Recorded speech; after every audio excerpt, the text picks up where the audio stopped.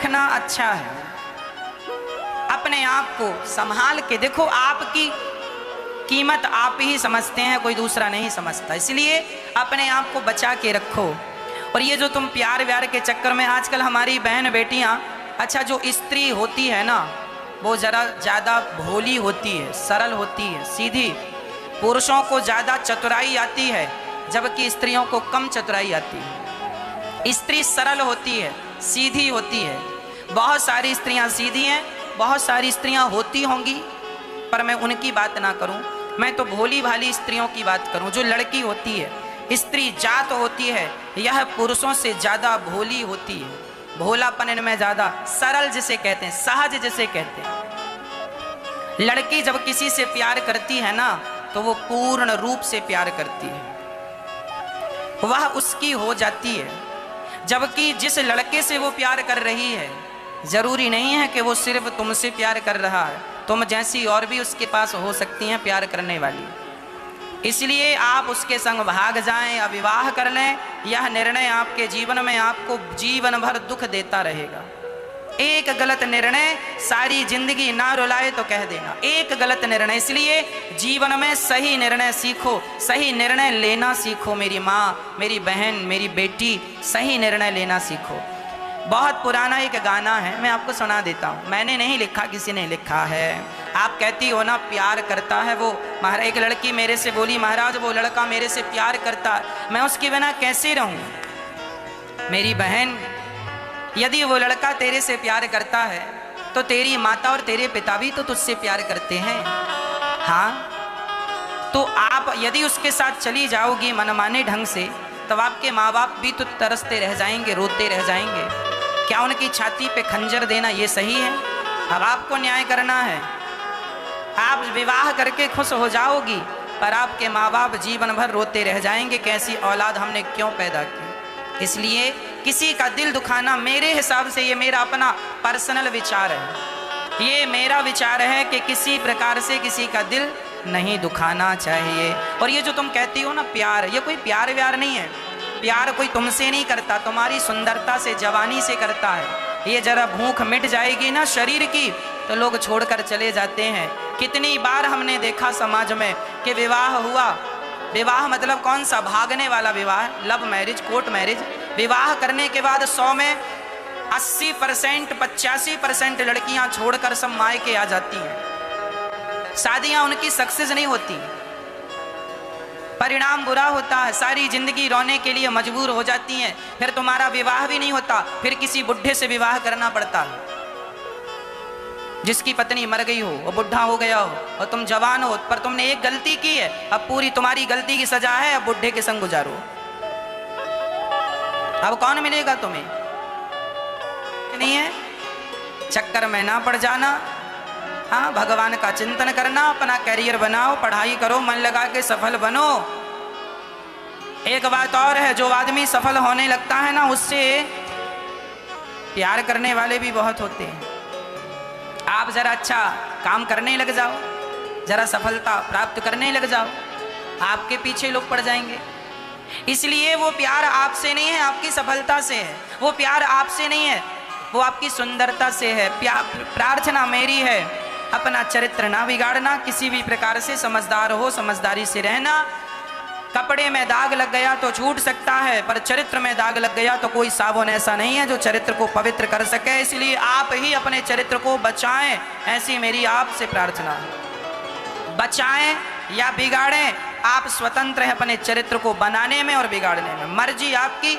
आप अपने मन के राजा हैं, रानी हैं, आप जाने आपका। हमने तो रास्ता बताया, सही मार्ग में चलोगे तो समाज में जय जयकार होगी, और गलत मार्ग में चलोगे तो थू थू हो जाएगी सारे समाज में।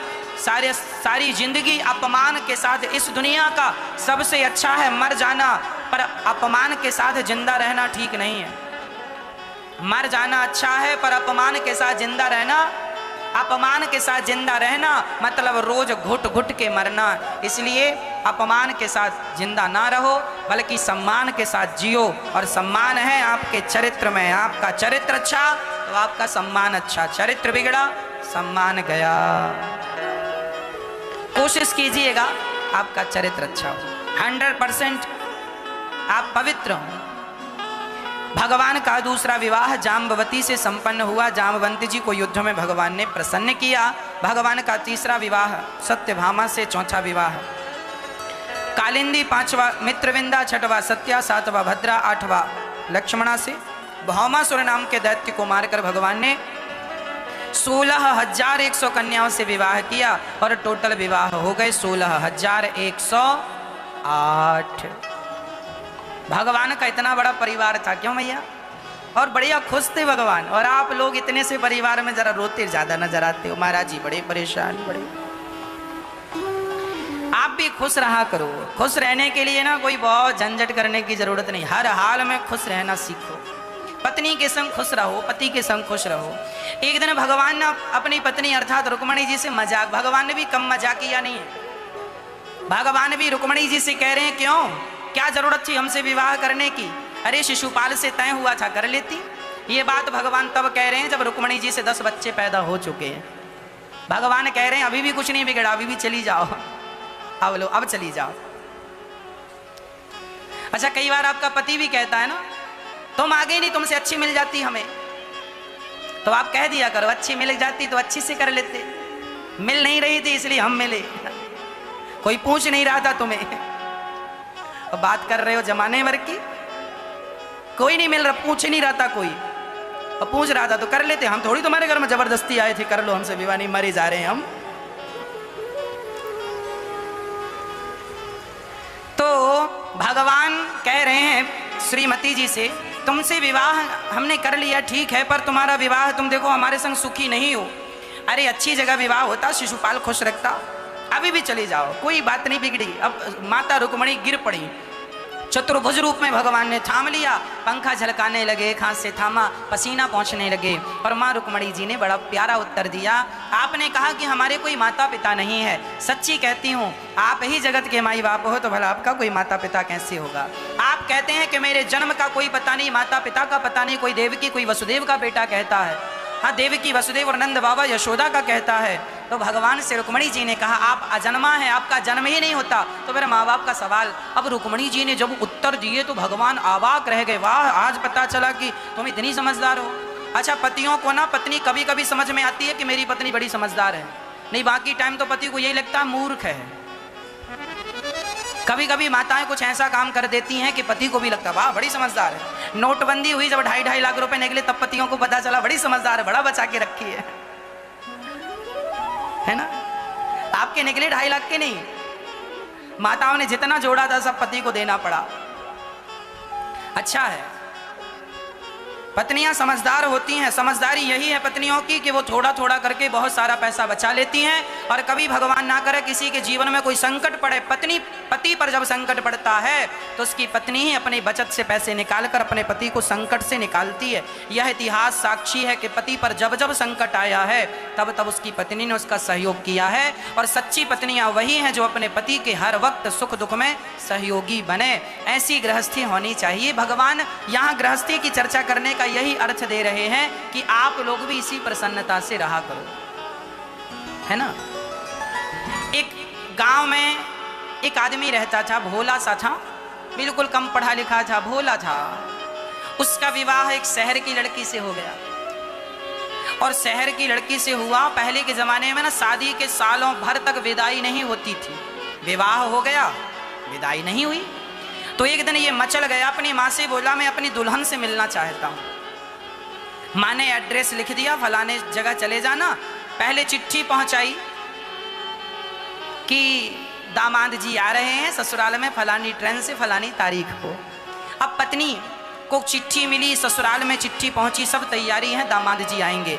अब माँ तैयार कर रही है अपने बेटे को, ससुराल जा रहा है, सुन ज़्यादा बोलना मत, ज़्यादा बोलेगा तो लोग समझेंगे बहुत मूर्ख आदमी है, इसलिए कम बोलना। तो उसने माँ से कहा माँ कोई पूछेगा तो क्या कहूँगा, बोलना बस हाँ ना में उत्तर देते रहना, हाँ ना ज़्यादा ना बोलना। और पत्नी से ज़्यादा मिलना मत, ससुराल में लोग देखेंगे अच्छा नहीं लगेगा। हाँ, पत्नी तुम्हारी बड़ी समझदार है। ठीक है माँ। बेटा ट्रेन में बैठा, ससुराल पहुँचा, स्टेशन में उतरा, ससुर जी रिसीव करने आए थे। ससुर जी ने बैग लिया, बैग ससुर जी लेकर दामाद जी को लेकर चले। तो दामाद जी से ससुर जी प्रश्न कर रहे हैं, यात्रा अच्छी रही ना? क्यों, कोई तकलीफ थी ट्रेन में, कोई प्रॉब्लम ना? हाँ हाँ। माँ ने यही कहा हाँ और ना में। अब बेचारे को ये भी नहीं पता कि हाँ कहाँ कहना और ना कहाँ कहना।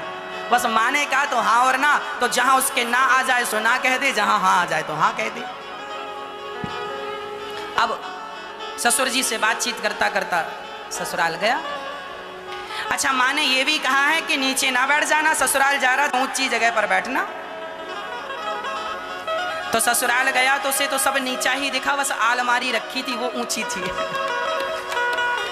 तो वो आलमारी, माँ ने कहा था सबसे ऊपर बैठना, तो आलमारी में जाके बैठा ऊपर। अब माँ ने कहा था सबसे ऊपर बैठना, माँ ने ये कहा था जमीन में ना बैठ जाना, कोई ऊपर सोफे में बैठना या चटाई दरी बिछाएं तो बैठना, नीचे ना बैठना। ये माँ उसको लगा कि ऊपर बैठना है, ऊपर मतलब सबसे ऊपर आलमारी है। बेचारा चढ़ा जैसे तैसे, जितने सोफे रखे थे सोफे के ऊपर स्टूल रखा और चढ़ा जैसे तैसे आलमारी के ऊपर जाके बैठा ऐसे। और तब तक साली आई। साली ने कहा जीजा जी कहाँ? जीजा जी ने आवाज यहाँ है। अरे जीजा जी वहां ऊपर क्या बड़े मजाक किया हुआ? बोले हाँ हाँ हाँ। नीचे नहीं उतरना ना ना। अब वो हाँ और ना से ज्यादा कुछ बोले ना। माँ ने कहा ज्यादा मत बोलना। साली ने कहा हाथ मुंह धुल लीजिए, भोजन तैयार है। हाँ हाँ हाँ। उसने उतर के हाथ मुंह धुला, भोजन में बैठा। अब वो ठहरा गांव का और शहर में विवाह था। अब गांव की पूड़ियां और शहर की पूड़ियां दोनों अलग अलग होती हैं। शहर में लोग छोटी छोटी पूड़ी बनाते हैं, गांव में बड़ी बड़ी पूड़ी बनाते हैं। आपने देखा? अब वो बेचारा बड़ी बड़ी पूड़ी खाने वाला, अब उसकी पत्नी थाली लगाई और थाली लगा के परोसने लगी। उसके थाली में सब्जी अचार सब कुछ था और पूड़ी उसने 4 रखी। तो उसने एक पूड़ी उठाई, साग लगाई और पूरी की पूरी पूड़ी खाने लगा। एक पूड़ी एक बार में खा रहा है। अब पत्नी ने दरवाजे से निकलकर इशारा किया। अब ससुर जी देखें तो वो कुछ बोले ना, साली देखे सो हंसे। अब पत्नी को लगा मेरे पति गलत कर रहे हैं, सबको हंसी आ रही है, तो इशारे से कहा उसको लगा एक नहीं दो दो कह रही है खाने को। उसने 2 पूड़ी उठाई, साग लगाई और जो खाया मुंह बड़ा ऐसे बड़ा मुंह उसका हो गया। अरे पत्नी ने फिर बोला ना 2 को 4 भागों में डिवाइड करो, 4 बार में खाओ। वो कह रही है, उसको लगा कह रही है पहली बार ससुराल आए हो, शायद यहाँ की रस्म होती हो कि 4 इकट्ठी खाना है। वो उल्टा समझ रहा था। 4 इकट्ठी उठाए, साग लगाए और 4 एक बार में खाए और मुंह उसका समाये ना, पूरे मुंह में पूरी। अब पत्नी ने देखा 4 खा रहा है, ससुर तो देखते ही जा रहा है। और पत्नी ने देखा हे भगवान कैसा पति मिला, बिल्कुल अनपढ़। तो उसके पति ने कहा अच्छा कह रही है कि पहले 4 पूड़ी उठाओ और माथे से लगाओ। तो माथे से लगाए फिर खाए। अब खाए, अब खा पी करके उसके ससुर जी बोले चलो जरा घूम के आते हैं। घूमने चले गए तो वहां एक नदी थी। तो उसने पूछा अपने ससुर जी से ये क्या है? बोले ये नदी है। तो ससुर जी से पूछा ये किसने खुदवाई? तो ससुर जी ने कहा आधी तो तेरे बाप ने खुदवाई थी, आधी हमने खुदवाई। बोले कैसे? बोले हमने आधी ऐसे खुदवाई कि हमने अपनी बेटी तेरे से ब्याही, और आधी तेरे बाप ने कि तेरे बाप ने तुझ जैसा बेटा पैदा किया, दोनों ने मिलकर खुदवाई है। तो हंसने के लिए कोई भी बहाना हो अच्छा है। कुल मिला के हमें हंसते रहना चाहिए, हंसने के बहाने हमें नहीं गवाने चाहिए। सदा हंस। एक आदमी मोबाइल खरीदा तो बैंड पार्टी लेके गया, और मोबाइल लाया तो नाचते कूदते। भाई हंसना मुस्कुराना कहीं भी हो सकता है, तो वो हंसता मुस्कुराता हुआ जीवन भगवान कह रहे हैं गृहस्थियों को जी लेना चाहिए, प्रसन्न चित्त से रहना चाहिए और हमेशा औरों को भी प्रसन्न रखना चाहिए।